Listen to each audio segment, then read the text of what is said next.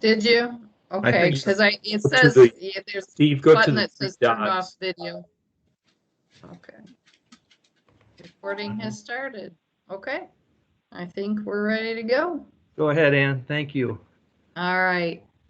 Hi, my name is Ann Emmington. I'm a geologist with the Department of Environment, Great Lakes and Energy.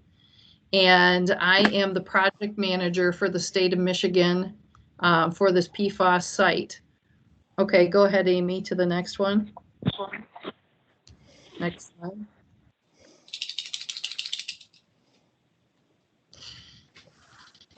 For those of you that are on computers, you can see that I have a picture up here of the airport and of East Bay Township.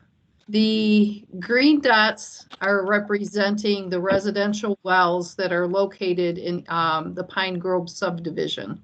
Back in 2019, I was contacted by Dan Thorell of the Health Department, and he informed me that there were a number of residential wells that still existed in East Bay Township. At that time, we did not have, I was not aware of any PFAS contamination in the area. And because of the use of PFAS, which is mandated by the Federal Aviation Commission, we know that the PFAS has been used in this area since 1970. And PFAS, for those of you that aren't aware, one of the uses is AFFF firefighting foam. And it's mandated by the FAA to be used at airports and the Coast Guard.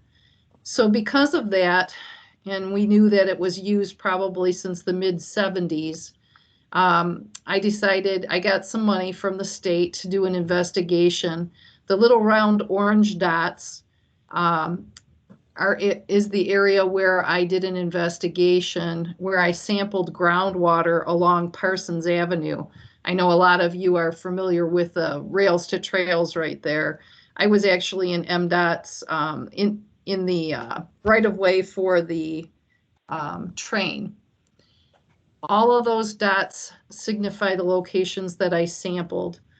The crossed hashed areas that you see on the map on the airport property and on the Coast Guard property are potential areas where PFAS may have been used over time. Amy, can you go to the next picture, please? Next slide.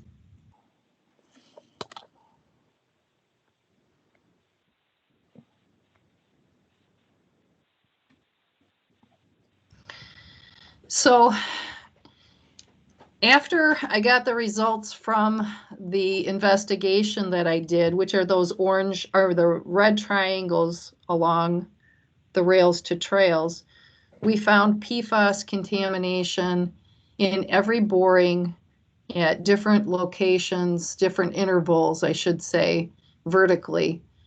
And each one of them was above a drinking water criteria. That was back in October that I got the results. By November 5th and 6th, we started doing sampling of residential wells in the East Bay Township area. And for those that we couldn't get a hold of, we ended up sampling on December 7th. So between November and December of 2019, all of the dots on this picture were sampled, all the residential wells.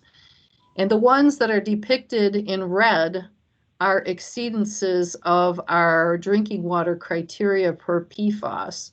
The yellow dots represent contamination that was found below our criteria. What I want to say about that, however, is that just because this was a one-time sampling event for residential wells, just because your residential well was below a criteria at the time that it was sampled, that doesn't mean that it's always going to be below criteria.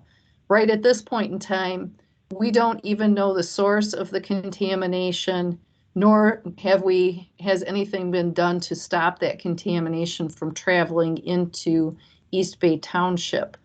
So I just want you to be aware that this is a one-time sampling event, and that if your well was sampled at some time in the future, it may go above criteria. This is important because we need to come up with a long-term solution for this contamination that's migrating into this area and for the people whose residential wells are impacted. So this is where I want to turn over the presentation to Dan Thorell. He's going to let you know what happened after we found the contamination in these residential wells.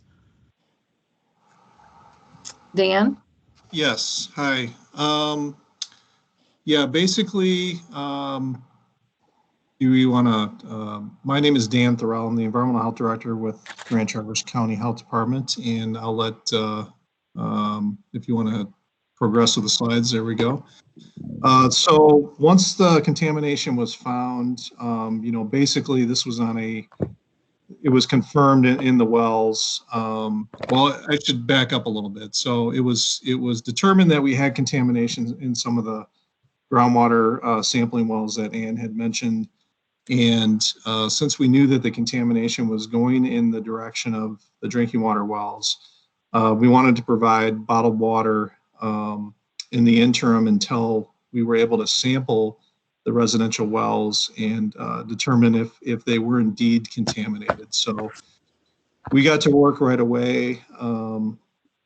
I had Pepsi deliver bottled water to the Metro Fire Administration building, which is right at the corner of 3 Mile and Parsons, which is basically at the southeast corner of this neighborhood, and very accessible and easy for residents to get water. We created water vouchers for each one of the residents there, and got that information to them. And then they were able to come in and get bottled water whenever they needed it throughout the week, whenever the office was open, which is pretty much 5 days a week. Metro Fire was a great partner, and they were gracious to let us keep pallets of bottled water there. And Mary Griggs, who's the secretary there, was the one who interacted with all the residents, and she was awesome. She helped us out a great deal. So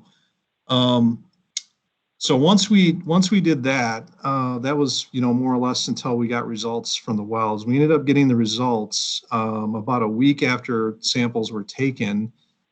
And, at that point, everybody had been provided bottled water.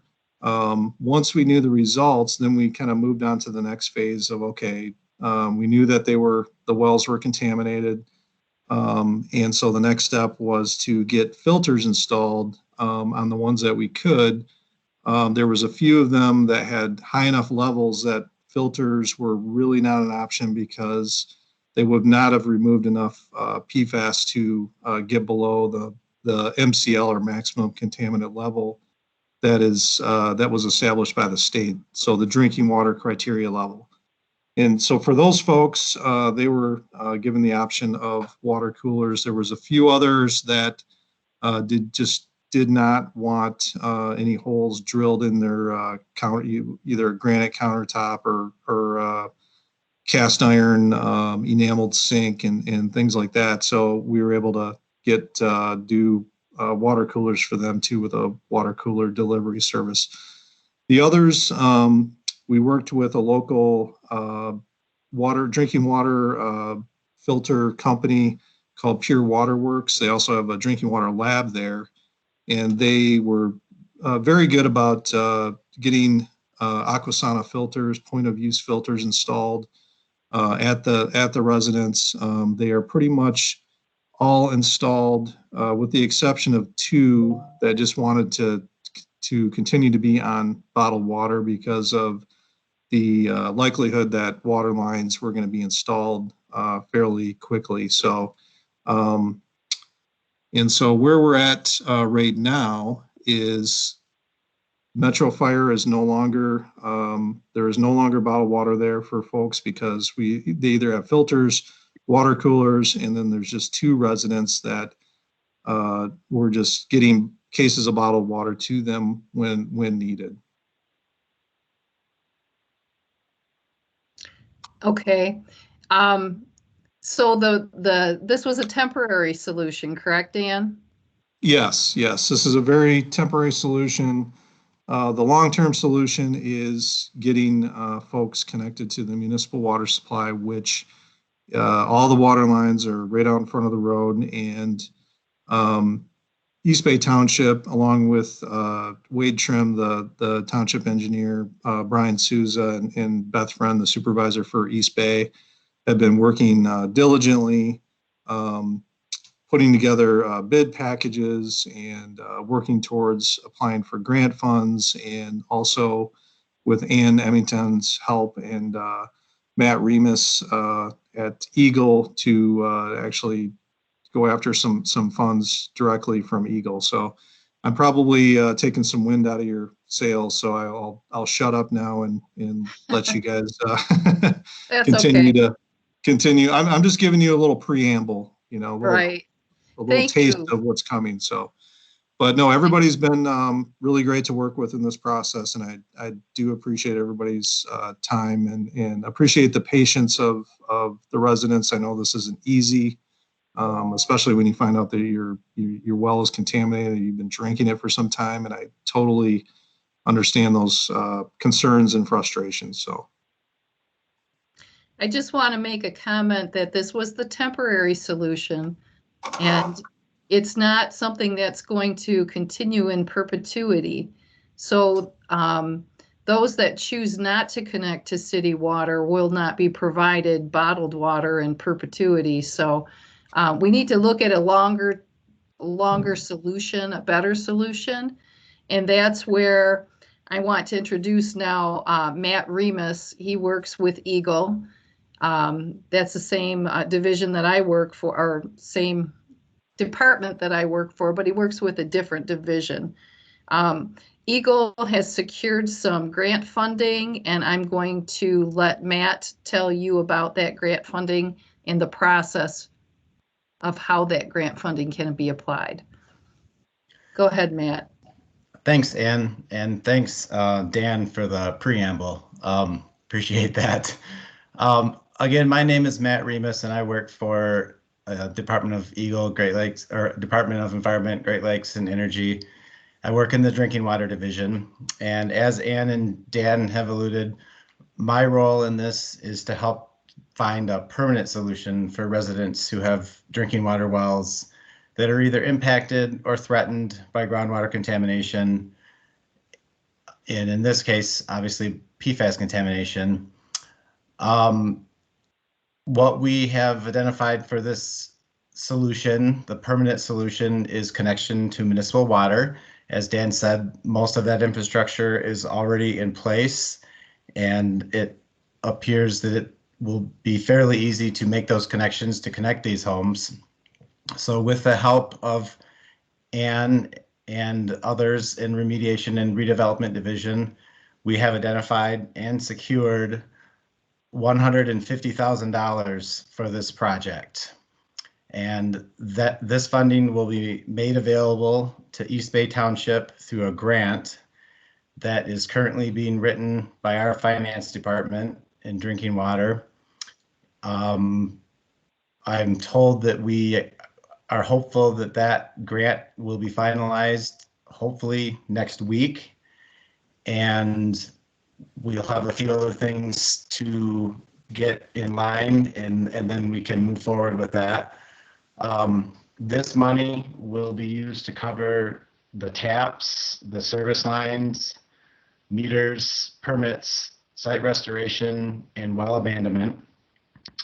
I'm going to be working on a letter and hopefully getting that out in the next day or two. We will likely be emailing that letter to all those we have email addresses for. I'm going to work with Beth Friend from East Bay Township. If there are people who don't have email addresses, we certainly can mail them, but Beth may help with some hand delivering of those letters. So the letter will just explain what that funding is available for, what it can be used for, and there will also be a couple of attachments to that letter that we will be looking for signatures from you. The first attachment is a connection to community water supply agreement waiver. This will collect your contact information, outline the agreement to connect to the municipal system, and it will be your acknowledgement to have your existing well abandoned as part of this connection. There's a signature line on that page. And then the second is, it's just a simple well survey. It will collect information about your existing well so our contractors can estimate what is needed for proper abandonment of the well. If there's things you don't know about the well, if there's specifics that you can't answer, don't worry about that. Any information you can give us is helpful before we get out on site. I believe we're going to ask that those forms be returned to East Bay Township. I think that's probably going to be the easiest for all to sign and just drop those off at the township rather than returning electronically. I believe Beth is going to talk more about that. That is all I have for this. And with that, I can turn it back over to Ann or to Beth. I believe Beth is next. Okay, thanks, Matt. I appreciate all your work on this project. Matt is working very closely with Beth Friend, who is the East Bay Township Supervisor. And she's going to talk to you today about the construction contract and the tentative schedule, and also what the money is going to be used for, the grant money. Go ahead, Beth. Welcome. Thank you, Ann. I appreciate that. My name is Beth Friend. I'm supervisor of East Bay Township. I have here with me today at this meeting Brian Souza, who's the township engineer from Wade Trim. And as well, we've been working closely with Dan Thorell and John DeVozo. I really do want to thank Ann Emmington and Matt Remus, Amy Peterson, Steve Sliver. They've just been fantastic to work with through Eagle, and with much appreciation for that on behalf of the township. And also I want to echo, I think maybe Dan mentioned this, was the patience on the patience of the residents. I know how disturbing and concerning it is to find out this information, and plain and simple, what a hassle it can be to use maybe the bottled water. But we have been working at proceeding getting those connections to the water supply, and doing that at as low a cost as we can. So with that, we'll go to the next slide. And I just want to show you from the perspective of the township, the timeline that we've looked at. Amy, could we, thank you so much. As you're familiar with, we first received notification back in mid-October, and then through the fall, we all received confirmation that those wells were showing PFAS and at what level. And then we immediately went into learning about grant funding and opportunities to help with those hookups, because we knew that was the best long-term solution, as previously mentioned. In the beginning of December, we got out a scope of services and an RFP. We received 4 bids from different contractors, and that was awarded in conjunction with an Eagle grant on December 21st. So over the holidays, Ann and I were very much in touch with each other over Christmas week and New Year's week, and looking at Eagle was identifying that $150,000 that was mentioned. I think it was the week after, I'm not sure exactly, but the week after Christmas that we were notified. Well, yeah, it says there January 13th. We were notified that we had $150,000 identified, or Eagle had $150,000 identified for East Bay Township to utilize in hooking up the Pine Grove residents to municipal water and sewer. So we're very excited about that. They held and then we're here at this meeting now. What we have coming up from here forward is that mailing will be going out, as Matt mentioned to you, that will get you the forms that you need and recap some of the information here from today. And then over the next week to 2 weeks, we'll be working at getting those agreements signed with the residents as soon as they get them, executing the contract with the contractor. And then we're looking at a February 12th deadline for submitting those forms. And then from there, we'll know exactly which homes the contractor will be working on and engage with the contractor on that. So from the February 15th, the contractors will not, it's going to take them a little while to post the performance bond and get their insurance and get their on-site schedule determined. But our engineer, Brian Souza, is already engaging with that selected contractor, which is Matt's Underground Utility Service from Kalkaska. Coincidentally, the township has worked with this contractor before when we put sidewalks up on US 31, and we had good results with that. So as they were the low bidder, we felt confident in moving forward with them. From there, I think we'll go to the next slide. And the next slide will show you, it'll go over the project costs and funding. Amy perfect, Amy, thank you. So from here you can see we've got 18 total parcels, and through the bid supplied by Matt's Underground and as requested in the scope of services, there is assigned a cost to each parcel, and that depends on some of the exact specifications or what's on that property and out at the road for that property. So there's a specific cost per parcel. And then there is a group of costs that also cannot be attributable to any one residence, but they're overall costs. And that you'll see it down at the bottom of township costs. So some of that is maybe some extended lines. It's also some engineering costs, those types of things. And then from there, you will see that $150,000 was allotted, and that is taken proportionally off of each parcel, as well as $28,895 from the township. Now the township, that $28,895 includes those common costs that I mentioned to you from the contractor and the upcoming engineering and legal. The engineering and legal that we've spent to date is for the township is almost $8,000, $7,776. That will be covered by the township, as well as in-kind contribution of staff work and so forth. It leaves a net cost after the grant of $3,967 per parcel, which equates to $22 a month with the extended financing that the township board has approved. You can see the compilation of the 4 water connection costs here that John DeVozo kindly illustrated. So there's an administration filing fee, a benefit charge, and then the water service lead and the meter charge. And as noted on this slide, the water service lead and the meter charge are based on those specific site requirements, and that's why they're not a standard amount such as the benefit charge. So with that, we'll move forward to the next slide.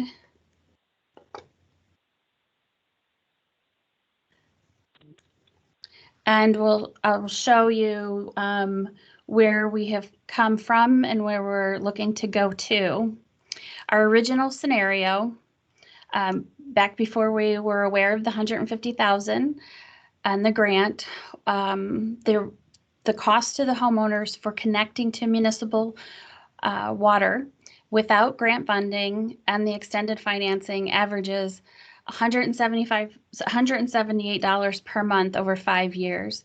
Now, the reason that says 5 years is because the township has a standard policy right now for 5-year financing for connection to water and sewer.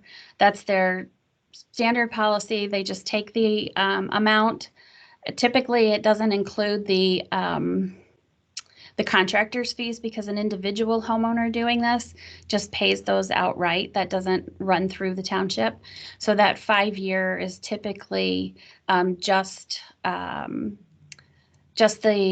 the fees and permits, not the contractor charge. And as I mentioned, the township did agree with the PFAS affected homes that participate in this program together to have the contractor come in and do the connection. They have agreed to extend it from 5 years to 15 years for this program. So that moves us down to our current scenario. With the Eagle grant funding of the $150,000 and the extended financing, it brings that cost down to $22 per month for 15 years. So that's quite a big difference between $178 per month down to $22 per month. Now, a couple things with the Eagle grant at $150,000, that does come with the expectation, or actually you must agree to abandoning the well, to capping the well, so that there isn't any more PFAS contaminated water in the community coming through that tap at your home or at the side of your home with outdoor spigots and so forth. And as well, the extended financing also comes with a condition that if you undertake the extended financing for 15 years, that we will record you will record a signed notation with the Register of Deeds that shows that that financing is offered to you, the rate and the number of years.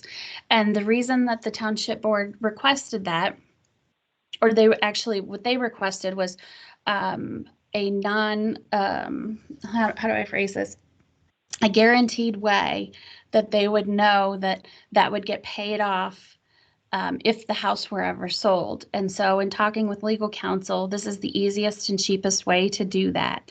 And that is just to record a simple sheet on your deed so that when you sell the house and the future buyer does the deed search, it just comes up and you either provide documentation that you paid it off, or that gets put into the closing costs. So if there's any further questions on that, happy to try and answer those. I'm just getting the paperwork together for homeowners to sign regarding that. And then what we're looking to do is the additional gap funding between the total cost of the project, which the total cost of the project's almost $230,000. It's $229 and some change, minus the grant funding, leaves about $79,000. And the township, as I mentioned, is already paid out and isn't seeking reimbursement for the $7,776 in legal and engineering. So we're looking to ask the County Board of Commissioners who were interested in this topic and compassionate about the residents being impacted by this. East Bay Township is approaching the County Board of Commissioners for that gap funding of $70,000, just over $70,000. So the requested scenario shows that with the Eagle grant, and potentially that gap funding, we could be at or very close to $0 for homeowners. And gosh, that is exactly what we're shooting for. I cannot guarantee that will happen, but we are certainly trying very hard for that to happen. If it doesn't, we still feel very successful in getting down the cost from the original scenario to the current scenario. And with that, I did want to mention as well, Matt mentioned the forms that you would need to sign from Eagle. There's also one from the township. It's pretty simple. It just has about 6 bullet points that you're signing on that you are aware of and agree to. These are things like it grants permission of the township to be on the property for the purposes of connecting, which is pretty self-explanatory. It acknowledges that the property owner is responsible for the costs. And of course, that final amount will depend on the grants and funding. And it acknowledges the well abandonment that Eagle requires. It mentions in there that you're aware that the township is seeking grants and funding, and that you accept the terms of the repayment. And then one bullet point that's legalese that basically says that, that the debt is survived by you and payable by your successor, that type of thing. But I guess with that, I will turn it back to Anne, and again, thank her for the work that she has put into this. Thanks very much, Beth. I appreciate your update. Okay, I think at this time, we're going to open it up to questions. So if you have a question, you can either raise your hand on the bar at the top. It's a little hand. You just press that. And if I see your hand up, I will, excuse me? You may be muted. You may have muted yourself.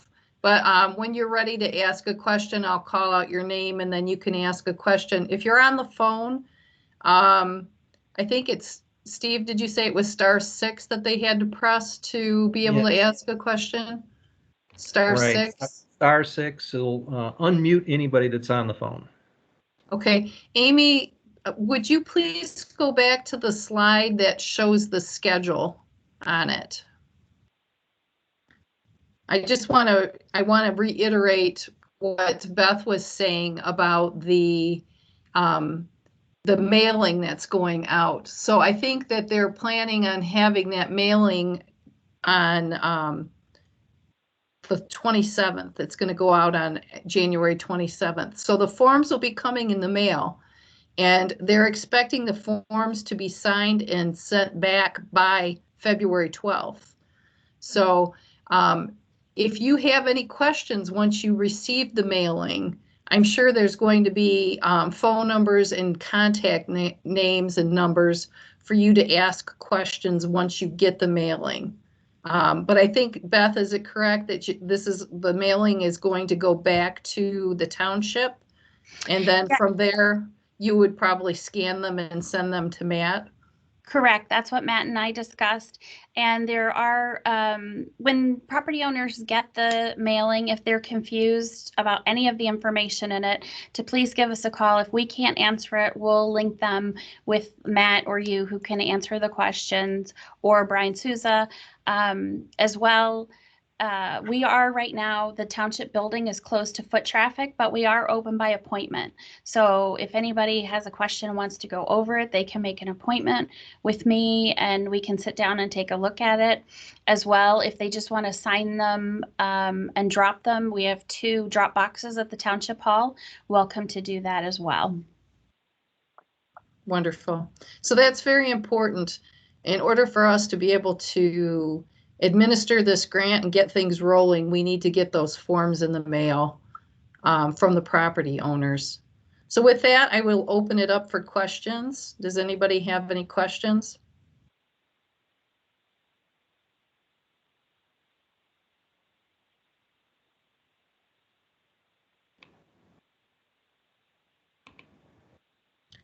Must have did a pretty good job. Well, there's a question up here. Let's see. Looks like Rick has one for you. Rick? Yes, Ann, can you hear me? Yes. Yeah, this is Rick Hale. And my question is, I think like your second slide, you showed the map of the airport and the Coast Guard and potential sources of the contaminant, I'm sure based on where the fire retardant was used. Have any wells been drilled on those properties at this point to to help identify who or what was the source or where was the source?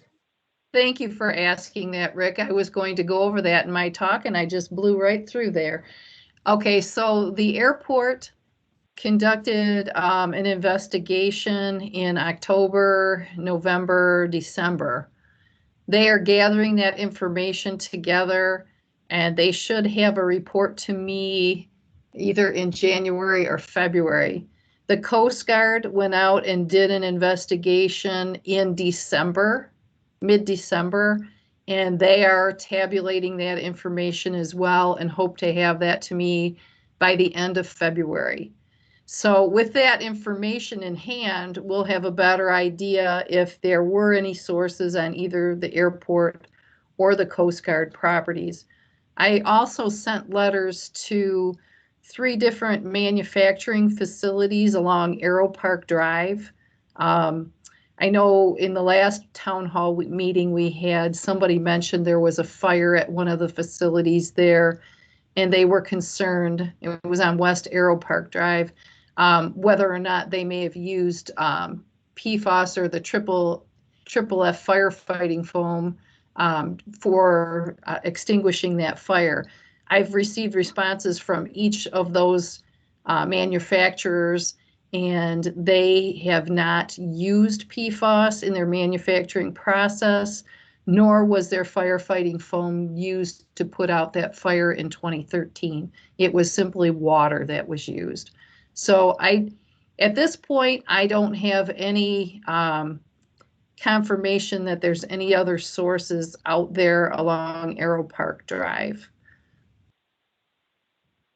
Once that information becomes available to me, though, and we've evaluated it, we will be in contact with the airport or the Coast Guard regarding those results, and we will be asking them to move forward if it is positive that there has been PFAS releases at those facilities.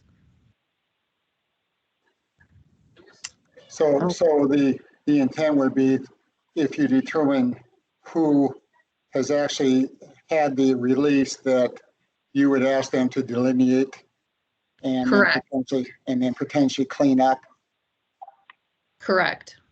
Okay, thank you. You're welcome. Hillary, I see your hand is up also. What's your question? I have 2 actually. One might be for Dan Thorell at Health Services, but the other one is with Eagle now being involved in this. What are they doing with the plume that runs to the bay? I mean, isn't the bay getting contaminated now? I mean, don't we have to worry about that too? Well, as soon as we identify a source, we're going to ask them to continue to investigate that all the way to the bay if necessary.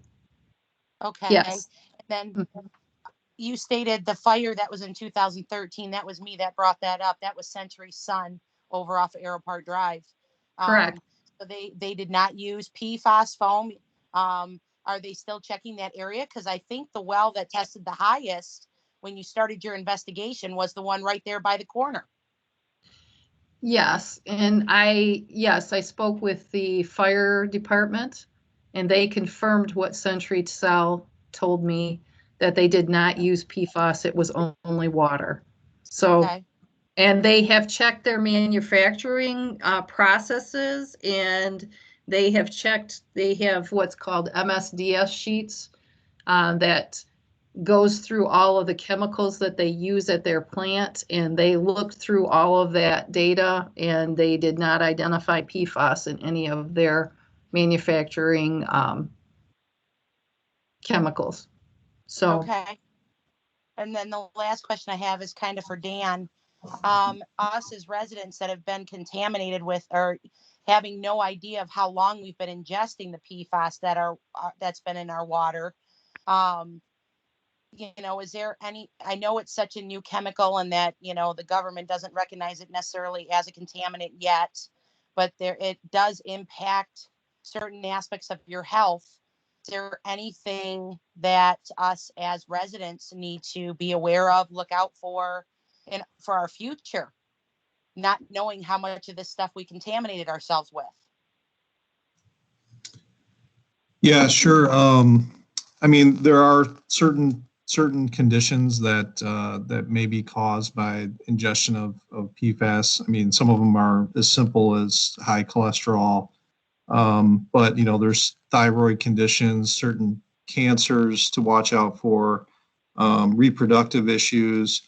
So, I think as you know, research goes on, there are more things that potentially could, you know, be caused by ingestion of PFAS. So, you know, one of the things that, you know, I was talking to the Department of Health and Human Services about, you know, they are doing a study in Kent County. And I have not heard back as far as, you know, if that's something that could be done in this area, but it's more or less looking at, you know, taking blood samples from folks and just kind of following health conditions and things like that. I'm not going to say that's, you know, I can't say for sure that they would do this in this area. There just may not be enough people to make it statistically significant from that standpoint. But, you know, certainly some of those things to watch out for, you know, in discussing with your healthcare provider about those issues. There are, you know, at this point right now, there is not health screening or blood samples being taken by the state. There are labs out there that will analyze your blood, and I can pass that information along if anybody is interested. But yeah, I think those discussions, you know, keeping a close eye on your health and having those discussions with your primary care provider is definitely something that you know, want to be doing going forward.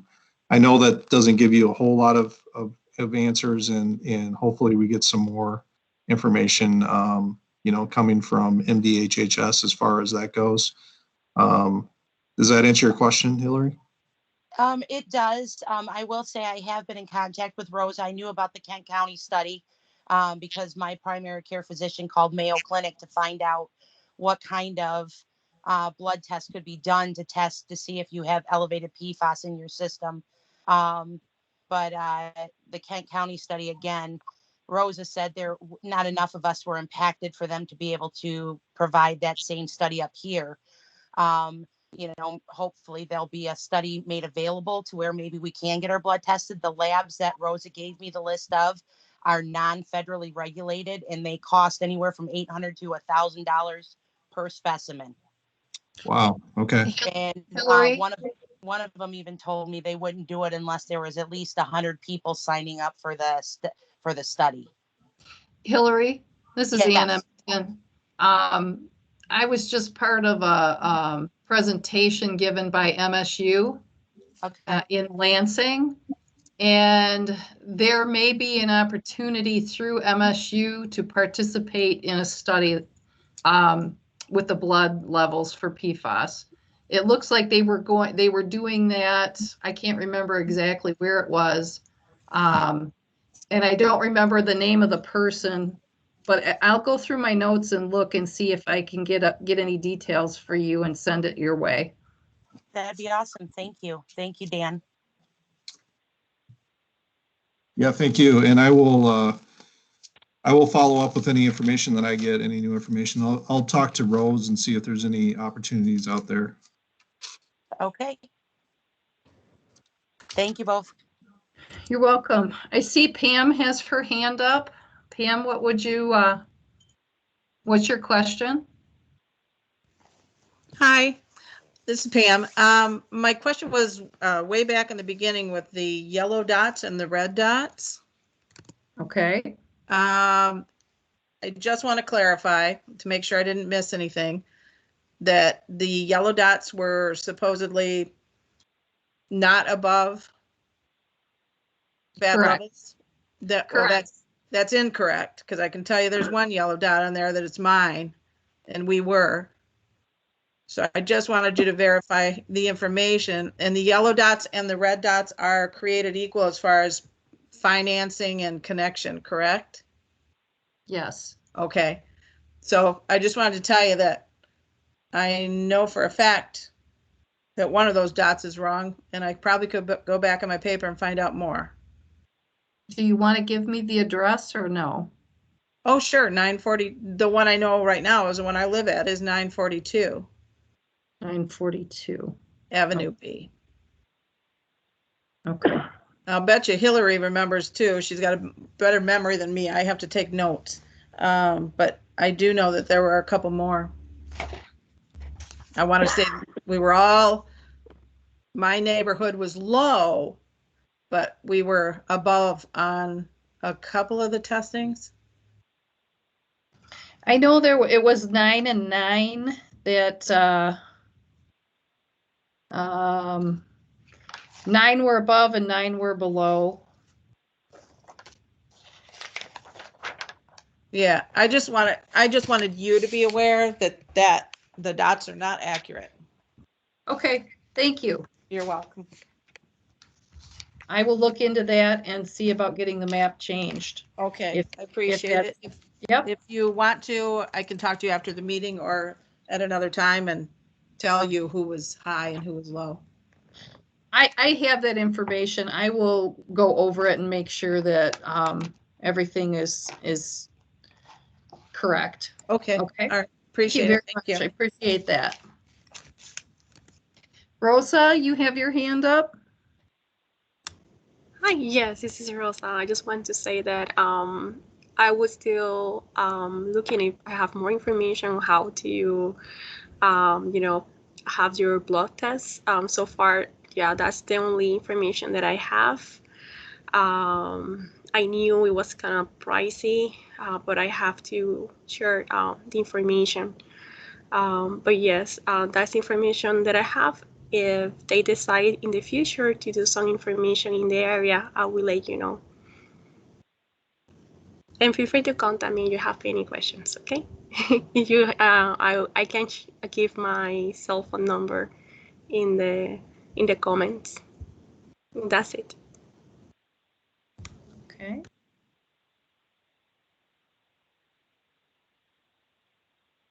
Bill, did you have something to add?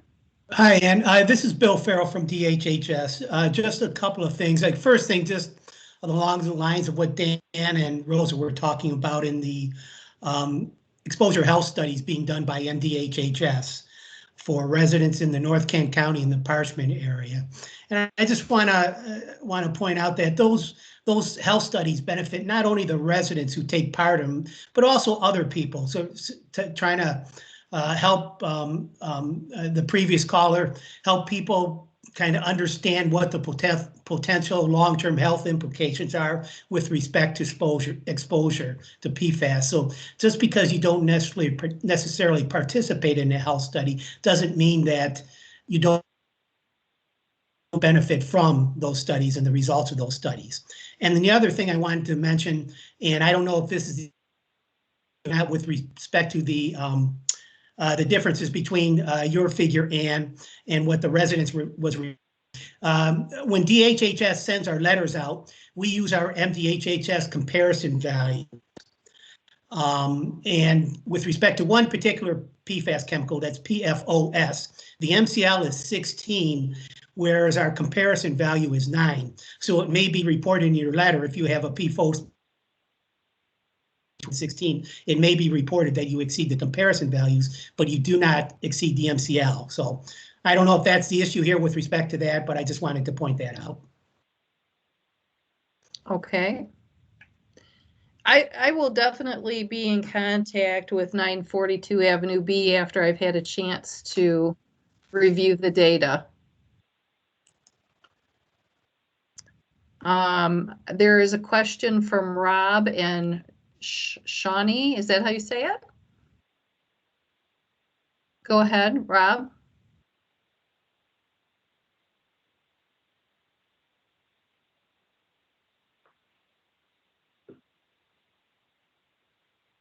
You need to unmute yourself, or you don't have a question anymore?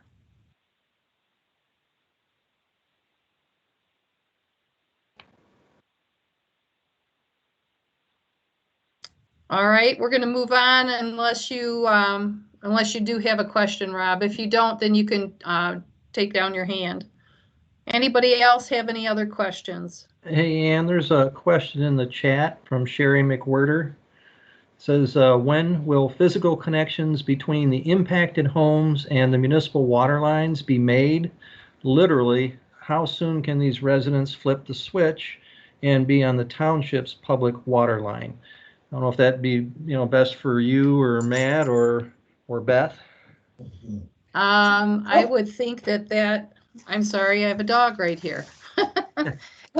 Maybe Brian Sousa can. Yeah, and I Yeah. can take that for you. Beth, go ahead. What I would just refer back to is the timeline where it shows that after we get the paperwork in on the 12th, then we'll be, again, giving the contractor the confirmed list of homes that will be connecting. And again, they have to get their performance bond and insurance. But from here, I would just have Brian Sousa pipe in. Brian, are you there? I am. Good evening, everybody. Brian Sousa from Wade Trim. So one of the caveats to using these grant funds is the funding is not retroactive. So we need to make sure that we spend as little money as possible until we are actually ready to go, which is why some of these dates have fallen in the order that they have. So once the contractor is turned loose, has been officially awarded the project, as Beth had mentioned, they need to secure their bonds and insurance. That would take a week and a half for them to get that pulled together. And then we review that to make sure it's in good order. If everything's good to go there, then we can issue what's called the notice to proceed. So let's say, just for date's sake, we issue the notice to proceed on March 1st. The contract that is out there that the contractor has bid on provides for 30 days for them to get all of these homes connected. And the way this has been laid out is that the highest concentration homes are to be connected first, and then move on down the line till we get to the end. So contractor has 30 days to get their work done for this project. Brian, I would just add on that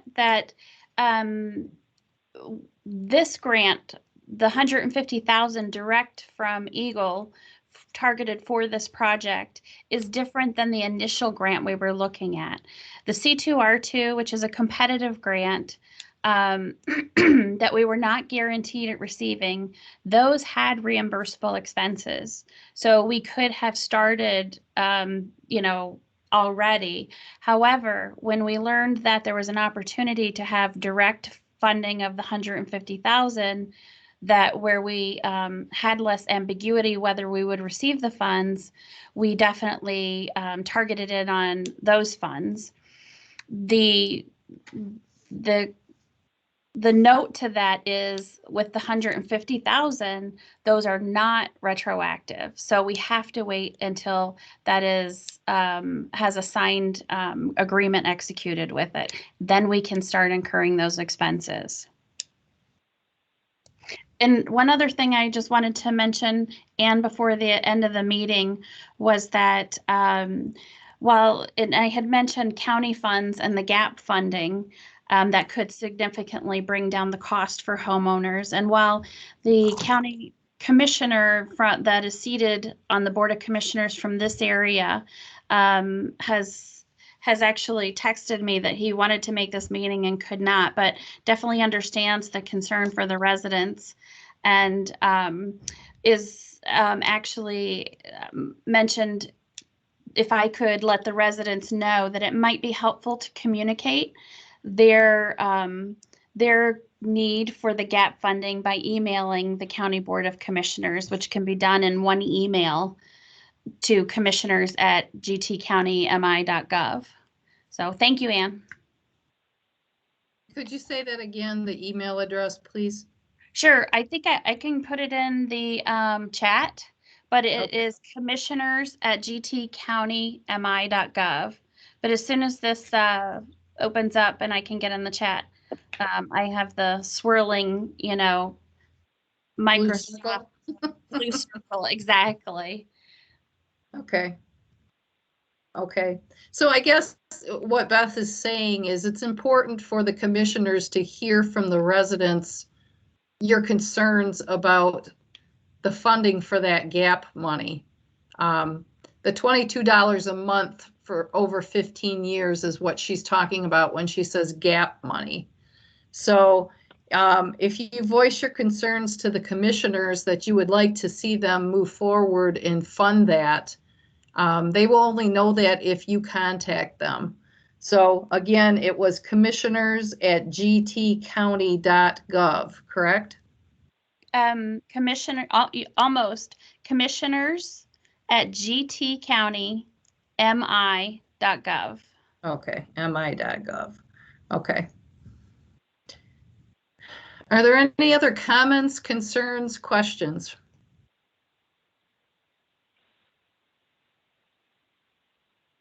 I'm going to check the chat to see if there's anything there. It doesn't appear as though there are any. Hey, Ann. Yes. Can you hear me? Yes, who is this, please? Yeah, this is Eric Keller with U.S. Senator Gary Peters' office. Appreciate you putting this on. And I know I've been in touch with, many of the local units of government and agencies as well as some of the residents. If there's anything from a federal standpoint that Senator Peters can assist with, and that also includes looking at federal funding to help address some of the, public health concerns as well as needs, please by all means reach out to our office directly. I'll put my contact information in the chat function and leave it there. Thank you very much. Thank you. We appreciate that. We'll take any and all help that we can get. Pam, did you have another question? I did, just a quick one. I'm sorry if it looks obvious to some, but this $22 per month GAP money, Yes. is that separate of the benefit charge?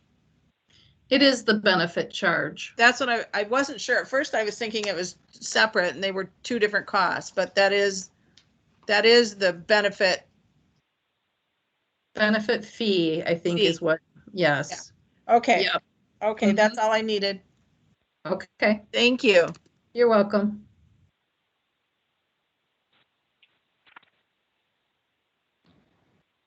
Any other questions? Okay, well, we're about 5 o'clock. We've gone our hour. Unless there's any other questions, I think we're going to end the conversation. And I thank you all for attending.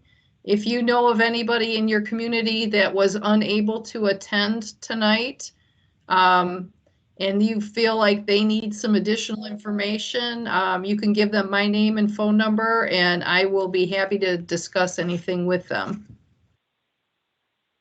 With that, please look in your mailboxes this week for the letters that will be coming, and please return them by the 12th, the very latest. If you can get them in sooner, the better. The sooner we can get things, we can keep this ball moving along. So thank you so much for everybody attending, and thank you for all the presenters and organizers. I appreciate it. Thanks, Ann. Thank you. I'll stay on the line for a couple minutes just in case somebody has something. Thanks, Ann. Have a good day. Thank you. Thanks, Ann. See you later. Thanks, Matt. Bye. Bye-bye.